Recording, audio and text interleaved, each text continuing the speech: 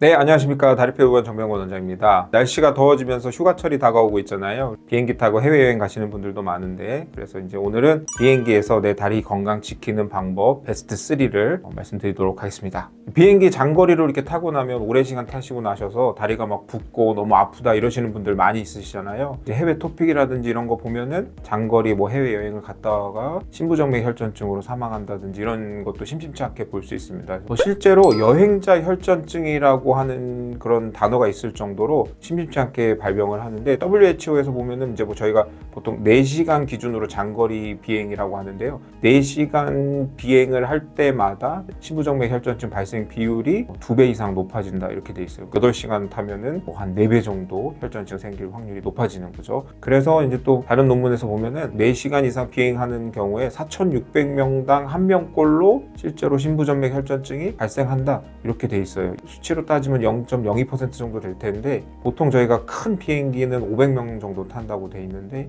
요게 한 10대당 그러면 1명 정도로는 심부정맥 혈전증이 발생하는 거니까 무시할 수 없는 수치입니다. 심지어 여기 이제 하지정맥류가 있다.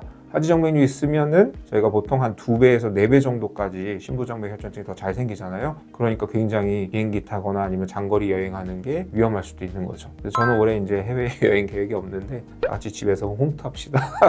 비행이 이렇게 무섭습니다, 여러분. 자, 그래서 저희가 어떻게든 저희 다리 건강을 지켜야 되지 않겠습니까? 특히 이제 심부정맥 혈전증이라든지 이런 거는 위험할 수도 있는 그런 병이기 때문에 어떤 방식을 써서 이제 다리 건강을 지킬지 알아보도록 하겠습니다. 그래서 일단은 다리 근육을 움직여줘야 됩니다. 다른 이제 정맥 같은 경우에는 동맥이랑 달리 심장이랑 펌프가 없잖아요. 그래서 내 근육을 써서 혈관을 직접 짜줘야지만 혈액순환을 만들 수 있기 때문에 이 과정이 원활하지 않으면 혈류가 계속 정체될 수밖에 없어요. 그래서 비행기에서는 저희가 이렇게 쪼그리고 몇 시간 동안 이렇게 있잖아요. 그래서 혈류가 굉장히 정체되기 좋은 환경이거든요. 그래서 내 다리 근육을 써서 혈관들을 어떻게든 짜줘야 됩니다. 이제 앉아서 까치발을 든다든지, 비행기 복도를 좀 돌아다니면서 화장실 가는 척하고 좀 움직여준다든지, 정 안 되면은 왜 최근에 좀 재밌는 연구 결과 중에 하나가 다리 떨기만 해도 혈액 순환을 조금 도움을 주기 때문에 그거라도 좀 해주시면 좋습니다. 그리고 두 번째로는 수분 섭취입니다. 이게 아무래도 비행기 내부에는 굉장히 습도가 낮거든요. 한 10%, 20% 정도라고 되어 있는데 수분을 뺏기기 굉장히 쉬운 구조이고요. 그래서 탈수가 잘 오기 때문에 혈액 점도가 높아지는 경우들이 많아요. 그래서 이제 수분을 좀 잘 섭취를 해주시면 좋은데, 아무래도 이제 옆 사람한테 내가 방해가 될까봐 화장실 가는 게 잘 안 먹게 되잖아요. 그렇지만 또 커피나 또 술 한 잔은 드시는 경우들이 이거 먹고 자야지 해서 하는데, 커피 아니면 이제 카페인 음료라든지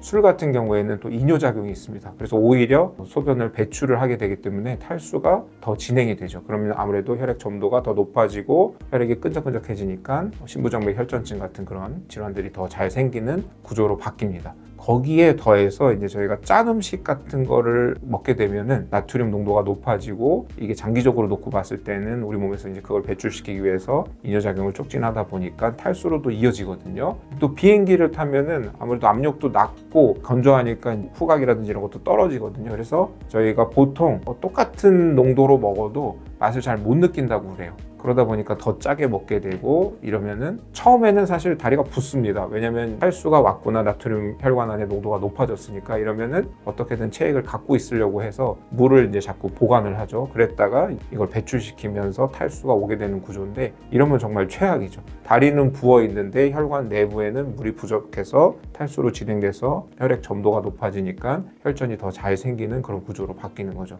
그래서 수분을 잘 섭취를 해주는 게 좋은데, 물 형태로, 다른 첨가물이 들어가지 않은 형태로 해서 혈액 점도를 떨어뜨려 주는 게 훨씬 더 유리합니다. 또 이제 세 번째로는 비행기를 타게 되면 이제 압력이 낮잖아요. 그러다 보면은 혈관들이, 특히 표재성에 있는 정맥들이 더 잘 늘어나게 돼요. 그러면서 이제 정맥이 더 정체가 잘 되는 그런 형태로 바뀌는데, 비행기 타기 전부터 혈액을 좀 이렇게 보호해 줄 수 있는 압박 스타킹을 신어주시는 것도 굉장히 좋은 방법입니다. 근데 압박 스타킹을 저희가 잘못 신게 되면은 오히려 이제 표재성 정맥을 누르면서 혈액 순환이 안 되는 형태로 압박 스타킹을 신지 않은 부분들이 더 붓는다든지 오히려 혈액 순환이 잘 안 되는 그런 게 있기 때문에 그런 형태는 피하되 내 이제 정맥이 늘어나는 거는 살짝 막아주는 형태에서 내 근육이 커질 때 이걸 수축 작용을 좀 도와주는 그런 정도의 느낌으로 압박 스타킹을 신어주시는 것이 도움이 좀 많이 될 것 같아요. 반대로 이제 너무 이렇게 꽉 조이는 바지라든지 아니면 비행기에서 다리를 꼬고 있게 되면은 정맥이 눌리면서 혈액순환이 잘 안 되니까 이런 자세는 좀 피해 주시는 게 좋을 것 같습니다.